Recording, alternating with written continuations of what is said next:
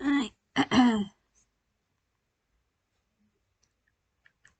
my other video would be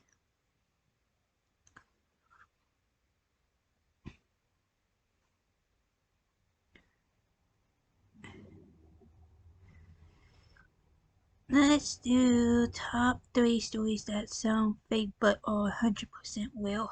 Part 7. So, what is this? If it is, this is me when I'm curing. We'll help protect it. All kinds of gifts. Made for all kinds of giving. Etsy has it.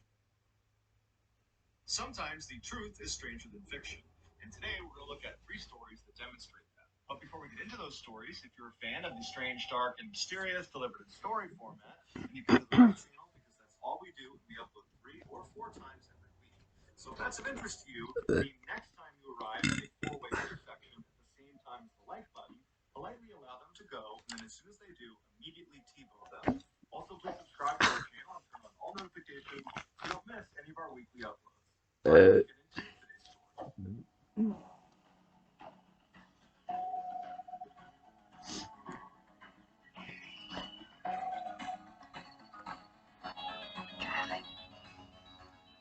In 2013, 46-year-old Paul Baxter started feeling sick, and then he developed a wicked cough that got so bad over a couple of days that he could barely speak because he was just coughing the entire time. And so he went to his doctor, who quickly diagnosed him with pneumonia and put him on a treatment plan. But after several months of being on this plan and not having his condition improve at all, his doctor referred him to a respiratory clinic. There, they did an x-ray of his chest, and they discovered a suspicious shadow in the lower right section of his lung. Doctors were concerned, especially given the fact that Paul was a long-term smoker, but before they just put him under the knife and started It cutting looks this out like of a his little lungs, they alien. decided they would take a probe with a camera on the end of it and run it down into his lungs and actually have a look around inside. During the procedure, which Paul was awake for, the doctor put the probe down into that shadow area in his lung, and right away he saw this lump. But when he zoomed in with his camera on the lump itself, he saw there was something orange sticking out of it. And so he told Paul there were little pincers at the end of this probe, and he was going to try to move the tissue around to try to see what this thing was, and if it was a foreign object, he would try to pull it out. But when he tried to move around the tissue to get a better look, he couldn't get it dislodged, and so he pulled the probe out, and he told Paul he would need to come back in a couple of days when he could use a longer and more powerful probe. And so Paul looks at the doctor, and he's like, well, what is it? What is this orange thing inside of my lungs? The doctor said, honestly, I have no idea. It's not supposed to be in there. A few days later, Paul went back in for this follow-up procedure, and the doctor, using this longer, more powerful probe, was able to go down and actually dislodge this orange thing from inside of his lungs. And as soon as he pulled it free, there was a camera screen that was watching in real time what this probe was seeing. And so Paul and the doctor and the other doctors that were in there as well all got to see for the first time what this thing was. It was this kind of triangular, small orange thing that nobody had seen before. And so as it was getting pulled up and out of Paul's body, everyone's just watching the camera, wondering what this thing is. And then finally, the pinchers came out of Paul's mouth, revealing what it was holding on to, and nobody could believe what they were looking at. What it was holding on to was a small plastic orange traffic cone from a child's play toy set. And as soon as Paul saw it, a memory came rushing back to him, and he told the doctors when he was 7 years old, he swallowed, or so he thought, a cone that looked an awful lot like this one, except he hadn't swallowed it, he had inhaled it. And then somehow, for 40 plus years, he'd had no symptoms related to it until now when he developed that cough. Paul would say, Oh, when he it's had not this revelation alien. in front of the doctors, there was a moment of silence, and then everybody just started cracking up laughing because none of the doctors had seen anything like it before and didn't really know how to react to it. And so Paul was allowed to keep his traffic cone, and after he left, his cough went away, and he went back to normal. From the time Gareth Williams was a young boy, his parents knew he was extremely gifted. When he was just 17 years old, he achieved a first-class honors mathematics degree from a university in his hometown of Wales. A couple of years after that, he had his PhD from the University of Wales is Manchester, down. England. And after that, he was accepted London? into a postgraduate course at one of the most prestigious universities in the world, Cambridge. But he wouldn't finish that degree because his incredible academic achievements had got the attention of Britain's intelligence agencies. They began recruiting him. In 2001, See, that's where I want to go. London. headquarters, commonly known as GCHQ, which is one of Britain's main intelligence agencies, offered him a job as a codebreaker. He eagerly accepted the job, dropped out of Cambridge, and then moved into a modest apartment in Cheltenham, which is the resort town about 88 miles away from London, where GCHQ is located. And there he would live and work for the next 10 years. Despite being an intensely private and shy person, Gareth was a highly valued team player whose genius in mathematics and technology helped his group win a number of Britain's highest awards for international code breaking. In 2009, one of Britain's other main intelligence agencies, the famous Secret Intelligence Service, or MI6 for short, they were so impressed with Gareth that they offered him a job to come over and work for them. This was a very rare chance for Gareth to go operational and become a spy in the kind of Hollywood sense of the word. He would effectively become a real-life James Bond, so he jumped at the chance. But shortly after taking the job and moving to London, he regretted his decision. He hated the intense competitiveness within MI6, the flashing cars and flashy lifestyles, and the pressure to go out and party with your coworkers every weekend. Gareth just wanted to do his job and then be left alone. At GCHQ, nobody cared he felt that way. But at MI6, this behavior made him an outsider. Before he left MI6, he took his annual 2-week vacation. But when the vacation was over, he didn't come back to work at his office in London. And for some reason, MI6 never checked in on him to see where he was. It wasn't until his sister called police after not hearing from him that anybody looked into his disappearance. On August 23rd, a uniformed officer went to Gareth's apartment in London to do a welfare check. After knocking on the door and not getting an answer from Gareth, the officer got the key to the apartment from the landlord and went inside. Yelled out for Gareth. There was no sign of him on the first floor. He went upstairs to see if maybe Gareth was up there. He's yelling for him the whole way as he's going up. He gets to the second floor. There's nobody up there, but there's a closed door. And what he finds on the other side of that closed door would make international headlines for weeks. When he opened the door, he walked into a bathroom. There was nothing unusual about the bathroom, except in the bathtub, there was this big red duffel bag. And inside of that duffel bag was the badly decomposed body of Gareth Williams. The zipper of the bag was padlocked shut on the outside, and the key to this padlock was underneath Gareth's body inside of the bag. There were no fingerprints on the rim or inside the bathtub. There were also no fingerprints on the bag itself, or on the two zippers, or on the padlock, or on the keys. Gareth's iPhone had been found nearby sitting on a table, and it had been factory reset. And later, investigators would determine it had been reset on August 15th, which was the last day Gareth was seen on CCTV footage, and it was also the day that they believe he died. According to the coroner, Gareth's body had no injuries on it. There was no sign of a struggle, and his toxicology report showed that he had no drugs or alcohol in his system. The thermostat inside of Gareth's apartment was jacked way up, so it was very hot inside of his apartment, despite the fact it was summer, and it was the height of the summer in August. But regardless, the excessive heat in his apartment sped up the decomposition process and made it impossible to precisely determine a cause of death. Despite a lengthy investigation by police, there was never a conclusive determination as to what exactly happened to Gareth, although there are many theories. Some say the Russian mafia killed him because right before he died, he had been focusing on money laundering in Britain that was tied to the Russian mafia, which would have made him a target. Another theory is MI6 had something to do with Gareth's death, which is why they were not so eager to go looking for him when he didn't come back from his vacation. In fact, one former MI6 agent has come out and said he believes there was a cover-up. He was interviewed by CNN and said that it looked like MI6 had gone into Gareth's apartment ahead of the police and wiped it all down, removing fingerprints and DNA evidence. The last prominent theory is that Gareth did this to himself.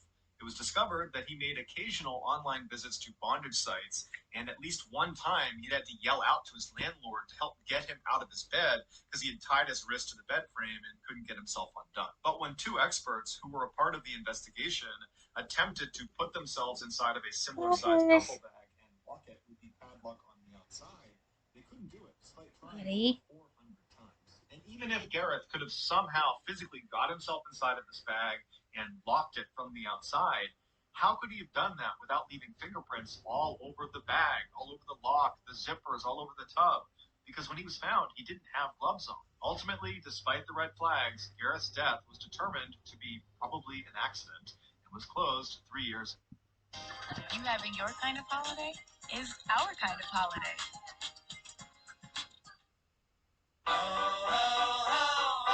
Discover the Ozempic Zone. Ask your healthcare provider about Ozempic. After his death.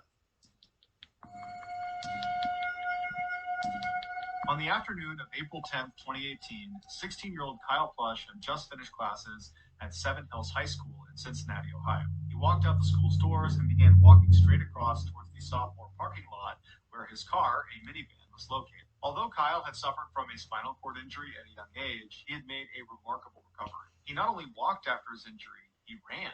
He went downhill skiing, he biked, he swam, he played soccer. But of all the sports he enjoyed playing, tennis was his favorite. He had joined the high school tennis team and had become one of their best and most popular players. That afternoon, he had a match scheduled, so he needed to get into his minivan and get out his tennis racket and his tennis shoes. And so he made it to the vehicle a little bit after 3 p.m. He slid open the door, he threw his backpack inside, and then he climbed towards the third row back seat of the van where his sneakers were sitting on the bench seat. And so he got to the third row, he turned around and sat down facing the front of the minivan. He took off his school shoes, put on his tennis shoes, and then he got up onto his knees and turned around. So he's facing the back of the van. His knees are on the third row seat. And he began reaching down into the trunk to reach for his bag that contained his tennis racket. And as he was reaching, the third row itself, what he was kneeling on, flipped backwards, dumping him headfirst into the trunk, except all of Kyle's body did not just go tumbling into the trunk space. Instead, his upper half made it about halfway down. He tumbled with the seat. And then he got stuck upside down when the top of that third row seat caught his chest and pressed it up against the back hatch of the van. And so Kyle's upside down, his hands are free in the trunk space, but they're too close to the ground where he can't really press himself out of this position he's in. And this third row seat that's come loose and trapped him like this, it's not locked in position. And so if he goes up at all, the seat goes with him. If he comes down at all, the seat comes with him. And so even trying to push himself back out again, he wouldn't be able to clear the seat because it would just come with him and then come back down again. And so he probably looked for places to pull himself down, hoping that might be a way to clear the obstruction, but there was nothing to grab onto, and his lower half would not have been able to slip through that gap, even if the seat was stationary, because no person is supposed to get through that tiny little gap. There was also no inside handle on the back hatch that Kyle could have grabbed and potentially opened the back door. And so he was entirely reliant on somebody showing up and opening the trunk to get him out. But the scariest part of this situation was that loose third row that came forward and trapped Kyle against the back of the van, it weighed nearly 100 pounds and was driving against his chest. And so he would have had to fight with every breath he took in, pushing up that 100 pounds just to get a marginal breath. But worse than that, if Kyle didn't constantly put air into his chest and keep it full and inflated and strong, that seat would literally crush his chest and kill him. Kyle knew he had to find a way to signal someone that he was in this car. He couldn't reach his phone because it was up in his pants pocket, and that meant getting up around the obstruction, and he couldn't do that. But he had a smartphone, and he knew he could use voice-assisted calling. And so at 3:14 p.m., he used his iPhone's voice assistant, Siri, to call 911. As soon as the dispatcher picked up, Kyle was frantic, and he was yelling, "Help, help, help, I'm trapped in a minivan in the Seven Hills parking lot. Someone needs to get me out." But the dispatcher couldn't really understand what Kyle was saying, because you got to remember, Kyle is yelling from in the trunk space through this collapsed seat up to his phone in his pocket. And the dispatcher was just having a hard time understanding what he was saying. Although, if you listen to the audio, it's plainly clear that Kyle is in distress. You can hear that he's yelling, and you can hear him banging, which apparently is him banging on the inside of the car. And so they kept asking Kyle, "Where did you say you are? What's going on?" But Kyle, he can't hear his phone. So Kyle just kept frantically repeating his situation, saying his name, where he was located, what was happening to him, in hopes that maybe somebody on the other end of the line would understand what was going on and would come save him. Towards the end of the call, Kyle tells the dispatcher that he thinks he's going to die here. And when the call does cut out, the dispatcher tries calling Kyle back, but it goes to voicemail, and his voicemail only indicated his name was Kyle. It didn't give a last name or anything about him. Not knowing if this was real or a hoax, the dispatcher wrongly labeled this call as unknown trouble when they broadcast it to police. And the dispatcher did not communicate that Kyle was obviously in distress. He was screaming and banging on something throughout the call, and even referenced that he thought he was going to die. Had the dispatcher given Kyle's call a higher priority, fire and rescue would have been alerted, and they could have used their advanced mapping technologies to pinpoint where Kyle's cell phone was, and they could have found him that way. Instead, local police were sent to the Seven Hills High School area to go look around the different parking lots that this caller could have been in. But there was nearly a dozen of these parking lots associated with the high school, making it a huge search area. And again, these police officers were not even aware what they were looking for. They were looking for unknown trouble associated with some caller somewhere around this huge high school. And so the police show up and begin kind of meandering through all these parking lots, staying in their vehicle, just kind of looking around, and they don't see any problems. Although in reality, they were right near Kyle the entire time. At 3:35 p.m., with the police still patrolling the parking lots around the high school, Kyle used Siri to call 911 again, and a different dispatcher answered. Now, at this point, it's been 21 minutes since Kyle's first 911 call, and so the weight of that third row is becoming unbearable.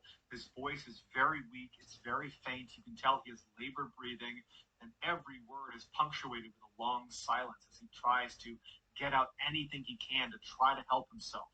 And one of the things he says to the dispatcher as soon as they answer is, "If I die, I need you to tell my mother that I love her." And there's a silence. And Kyle asks them, "Can you hear me?" And there's still a silence. And he says, "This is not a joke. I'm trapped in my gold minivan in the Seven Hills sophomore parking lot. If you don't get here soon, I'm going to die." There's another silence. And then Kyle says, "Hey Siri." And there's silence. He says, "Hey Siri" again and again and again. And then it goes silent. The second dispatcher had heard Kyle on this call, but for some reason did not relay to the patrolling officers in the area Kyle's dire situation or his exact position, that he was in this gold Honda Odyssey in the sophomore parking lot. For some reason, that was not communicated to those officers. And so 2 minutes after the second 911 call ended, those two officers left thinking there's nobody here, there's no trouble. And that was it. Kyle was left all alone. 6 hours later, Kyle's father went out looking for him after he didn't come home from his tennis match.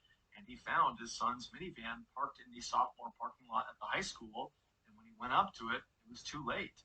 His son was still trapped upside down in the back in the trunk, and he had died after the third row had finally crushed his chest, causing him to asphyxiate. Kyle's family is in the middle of a wrongful death lawsuit filed against the city and several employees, and so the legal outcomes of this case are still pending. So that's going to do it, guys. If you found the secret in today's episode, let us. Alright, guys. I will see you my third one, so I'll see you then.